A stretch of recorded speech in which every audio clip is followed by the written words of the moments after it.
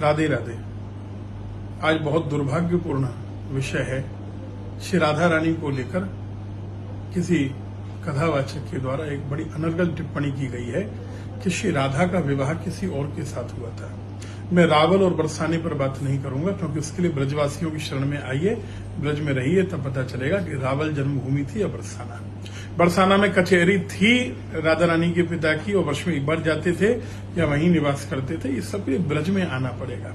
लेकिन बहुत गलत विषय आपने उठाया, बिना पढ़े, बिना जाने, बिना अध्ययन किए आपने कह दिया कि श्री राधा के पति का नाम अयन घोष था। कृष्ण से विवाह नहीं हुआ था। कृष्ण की 16,108 पत्नियों में श्री राधा का नाम नहीं था। कैसे होगा? श्री राधा क्या द्वारिका रहती थी क्या? श्री राधा क्या ब्रज को छोड़कर जाती है क्या? मैं आज प्रमाण सहित आपको उत्तर देना चाहूंगा, और मैं चाहूंगा कि आप इन प्रमाणों का प्रमाण सहित उत्तर देने की कृपा करें। सबसे पहले हम बात करते हैं ब्रह्म वैवर्त पुराण की। राधा कौन है? देखिए, एक साथ ब्रज में श्री राधा नाम की 6 गोपियां थीं। ऐसा मैंने रसिकों और संतों के मुखारविंद से बचपन से श्रवण किया है। फिर भी ब्रह्म वैवर्त पुराण की बात करते हैं, जहां वर्णन है कि जब श्री राधा रानी के माता पिता ने उनका विवाह करने का निश्चय किया तो श्री राधा रानी अपनी छाया राधा को अपने घर में छोड़कर अंतर्ध्यान हो जाती है। छायां संस्थाप्य तद्गेहे सांतर्धानमवापह बभूव तस्य वैश्यस्यो विवाहश्छायया सह। आपकी स्क्रीन पर दिखाई दे रहा है, पढ़ते रहिएगे। किसके साथ विवाह हुआ उस रायण गोप का? कौन है रायण गोप? यशोदा जी का सहोदर भाई। कौन है रायण? श्री कृष्ण के मामा। क्या यह संभव था? किसके साथ विवाह हुआ? उस रायण गोप का छाया राधा के साथ, न कि श्री राधा के साथ। और यहीं सबसे नीचे अगर आप देखें, कृष्णेन सह राधायाः पुण्ये वृंदावने वने विवाहम कारयामासो विधिना जगताम विधि। गर्ग संहिता में भी वर्णन है, यहां ब्रह्म वैवर्त पुराण में भी आप नीचे पढ़ रहे हैं। स्वयं ब्रह्मा जी ने श्री राधा रानी का विवाह ठाकुर जी के साथ भांडीर वन में कराया। क्या एक ही स्त्री का विवाह एक ही साथ 3-4 श्लोक के अंदर 2 पुरुषों के साथ संभव है क्या? जिसको आपने अयन घोष कह दिया। अयन घोष नहीं, उसका नाम रायण है।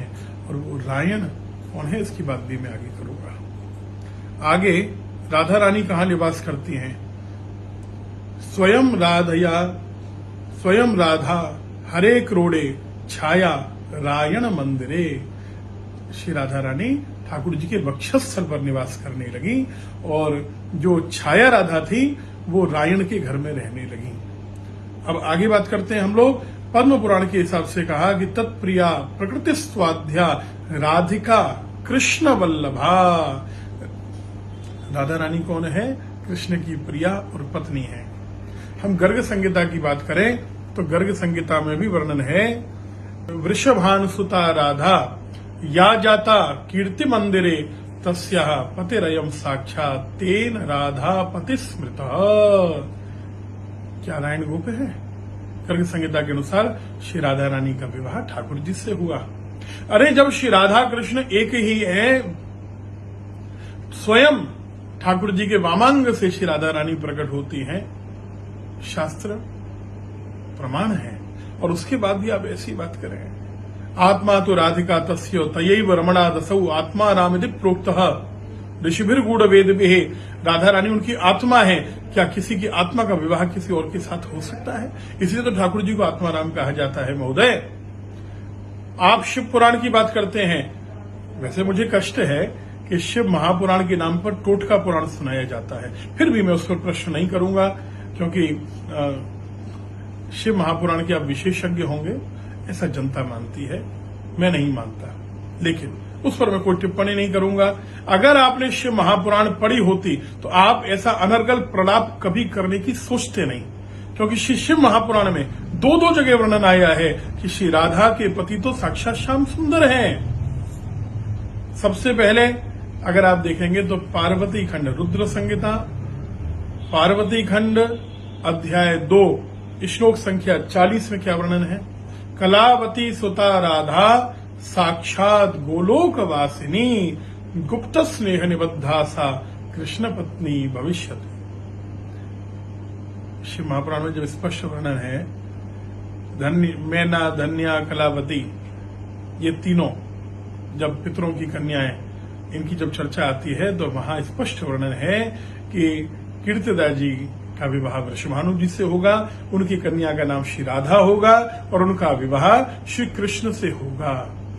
पुनः शिव महापुराण में शंखचूड़ के प्रसंग में जब ठाकुर जी श्री राधा रानी के साथ श्री गोलोक धाम से मिलने के लिए भगवान शंकर के पास आते हैं तो वहां भी यही वर्णन है कि राधा रानी अपने पति श्याम सुंदर के साथ, श्री कृष्ण के साथ भगवान शंकर से मिलने के लिए आई है। शिव महापुराण तो पढ़ लेते, अगर ब्रह्म वैवर्त पुराण और पद्म पुराण की बात, गर्ग संहिता की आपने नाम नहीं जानते और चर्चा नहीं जानते, उसके बाद भी मैं कहूंगा कि ये है कौन, रायण गोप कौन है?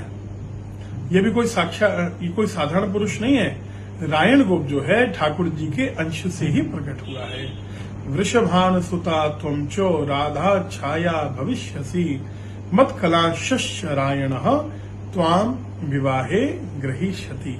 स्वयं ठाकुर जी ने श्री राधा रानी से कहा, किससे कहा? ठाकुर जी ने केदार राजा की कन्या वृंदा, जिन्होंने ठाकुर जी को पति रूप में प्राप्त करने के लिए तपस्या की है, उन्हें ठाकुर जी ने आशीर्वाद दिया है कि आप मेरे आशीर्वाद से राधा रानी की छाया बनकर प्रकट होंगी और आपका विवाह मेरे अंश से ही, जो गोप प्रकट हुआ है रायण, उसके साथ विवाह होगा। जटिला, कुटिला, जाब, सबकी बात हम मान सकते हैं, लेकिन ये वो राधा नहीं है जो श्याम सुंदर की आत्मा है, उनका वामंग है, जो ठाकुर जी की नित्य प्रिया है, जो गोलोक की स्वामिनी है। परकिया स्वकीय भाव की चर्चा करना तो आपसे निरर्थक है, क्योंकि इसके संबंध में आप जानते नहीं, उसके लिए ब्रज और शास्त्रों की आवश्यकता पड़ेगी। लेकिन कम से कम ऐसा अनर्गल प्रलाप करके, उदाहरण बहुत हैं, बहुत चर्चाएं दी जा सकती हैं, बहुत उदाहरण दिए जा सकते हैं, लेकिन महोदय इस प्रकार सनातन को दिग्भ्रमित मत करिए। जैसे ओम नमः शिवाय के स्थान पर आपने कोई और नई मंत्र को मूल मंत्र कहकर प्रचारित कर दिया और लोग उसको मानने लगे, घरों में लगाने लगे। सदियों से, सहस्राब्दियों से, युग युग से चला आ रहा था ओम नमः शिवाय। लेकिन कम से कम ब्रज को तो छोड़ दीजिए, ब्रजवासियों को तो छोड़ दीजिए और राधा तत्व को जानने के लिए ब्रज में आइए, रसिकों की शरण में आइए और तब श्री राधा रानी से क्षमा जरूर मांगिए। बात विरोध की नहीं है, बात ब्रज की स्वामिनी पर आघात करने की है और ब्रजवासियों की भावना पर, कोटि कोटि सनातन धर्मियों के मतावलंबियों की भावना पर आघात करने की है।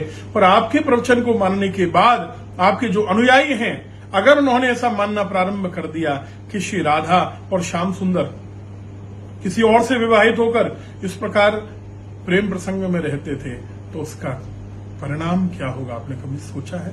बिना पढ़े मत बोलिए।